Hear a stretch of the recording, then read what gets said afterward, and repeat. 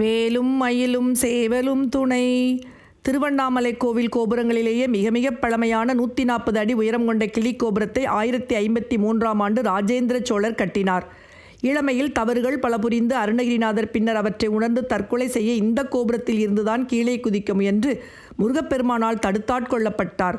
இப்பகுதியை ஆண்ட மன்னனுக்கு ஏற்பட்ட நோயை தீர்க்க தேவலோகத்தில் உள்ள மலர் தேவை என்றும் அருணகிரிநாதரால் மட்டுமே அது முடியும் எனவும் மன்னனின் ஆலோசகர் சம்பந்தாண்டவர் கபட நாடகம் ஆட கூடுவிட்டு கூடுபாயும் வித்தையால் கிளியின் உடலுக்குள் புகுந்து தேவலோகம் சென்ற அருணகிரிநாதர் மீது பொறாமை கொண்டிருந்த சம்பந்தாண்டான் அவரது உடலை எரித்துவிட கிளி உருவத்திலேயே அந்த கோபுரத்தில் தங்கியிருந்த அருணகிரிநாதர் கந்தர் அனுபூதி, கந்தர் அந்தாதி உள்ளிட்ட நிறைய பாடல்கள் பாடி சிறிது காலத்திற்கு பின் முருகப்பெருமானால் ஆட்கொள்ளப்பட்ட காரணத்தினால் இக்கோபுரம் கிளிக்கோபுரம் என அழைக்கப்படுகிறது.